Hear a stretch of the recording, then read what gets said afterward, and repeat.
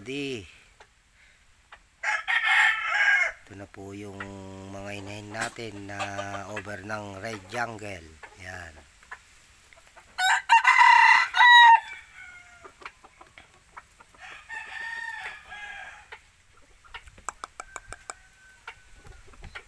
Tingin nyo po ako kung meron po kayong gusto nyo pong mag-breed ng buttercross sa Red Jungle mga loads. Bali ang kanilang nanay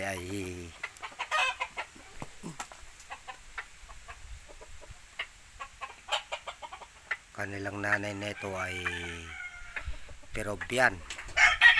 Ang tatay po nila ay Red Jungle mga loads. Yan.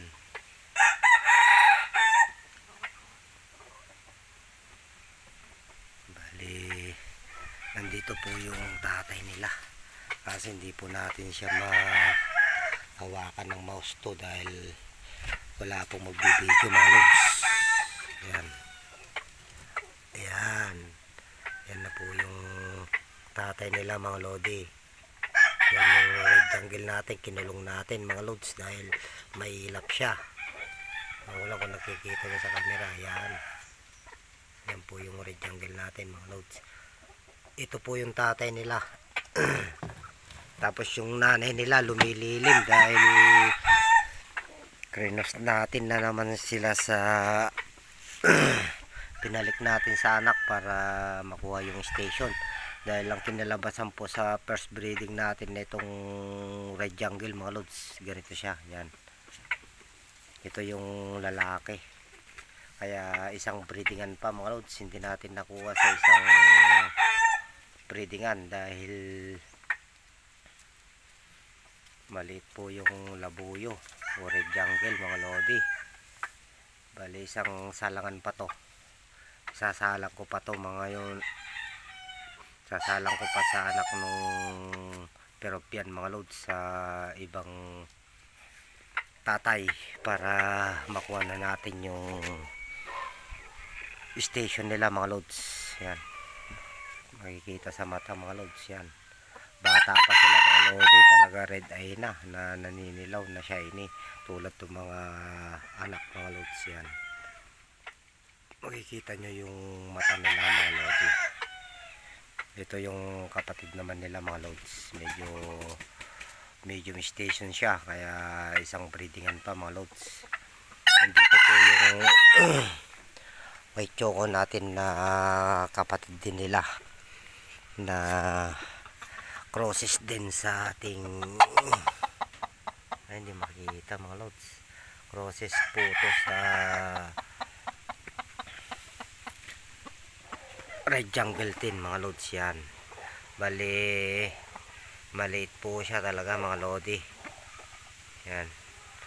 Medium station. Titimbang lang sila ng ano to mga to 1.5 o 1.6. Bali isang salangan din to mga loads para makuha na natin yung station. Purong Red Jungle po yung tatay itong mga lodi. Yan.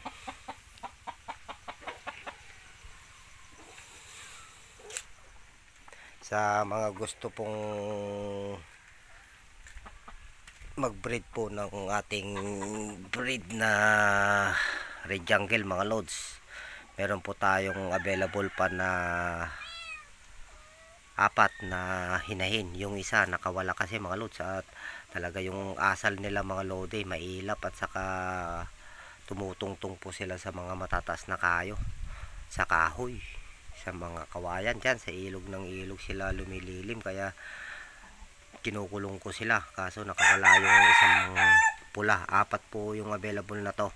Bali 6 po to mga loads na hinahin kaso 4 na lang po yung available sa atin dahil yung dalawa mga loads, isang white at saka isang pula ay iniwan ko para i-breed ko naman sa ating Peruvian mga lodi. Kaya ang available na lang po mga loads 4, 2 pula at saka ito. Hindi ko sana pakawalan yung mga lodi, yung itim. Yung itim mga lods, kaso medyo marami na tayong ano, sacrifice ko na lang silang pakawalan, yung itim na yan. Bali Milsim Black po kasi ito mga lods, nag throwback sa Milsim Black na tatay nila yung nandito mga lods, yung ano din, Red Jungle. Pero ang nagumpisan nito sa Peruvian kasi natin mga lods, Buttercross po yun, pinababa natin 1/4 siya, kaya mas mainam po kung meron po kayong 1/2 na Peruvian, maganda pong i-cross dito, o di kaya 3/4 na Peruvian, kasi na-try na po natin sa 1/4 na Peruvian, ganito po kalalabasan niya mga lods. Yan 1/4 na Peruvian po yan na Red Jungle mga lods, na pure Red Jungle kasi siya mga lods, kumbaga tawagin nila F1 na.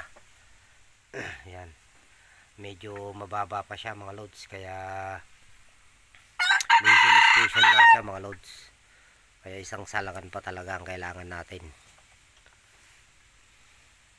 Tapos yung nagharap po dyan ng Red Jungle, ito total meron na po akong ano, meron na po akong dalawang hinahin na iniwan, at saka 8 ganito mga lods, kaya pwede ko na rin pakawalan to mga lodi, itong Red Jungle natin na broodcock natin. Yan, ito yung Red Jungle natin na broodcock, pure Red Jungle po to, galing gubat mga lods, kaya dito natin kinukulong dahil may hilap. Yan, hindi natin ganong mano. Yan,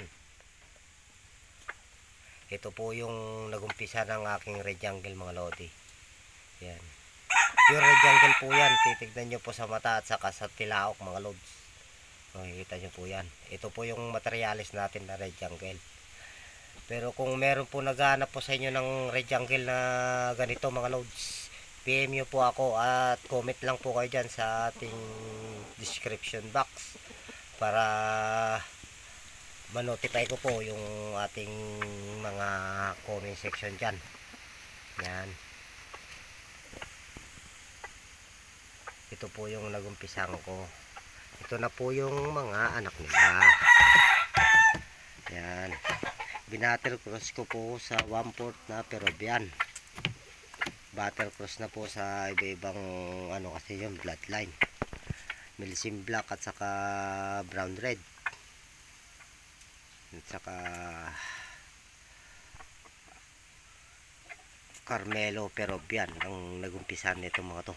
Kaya meron po silang nagpro-produce po sila ng white choco, katulad nung nandun kanina, ganito.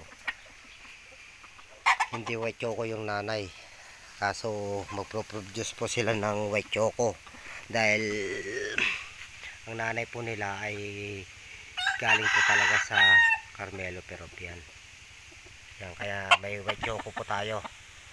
Yung Red Jungle natin bali pula, tapos yung nanay po nila puti, pero nakapag-produce po tayo ng ganito dahil po sa throwback na po ng Carmelo Peruvian. Yan, mababa po sila mga loads.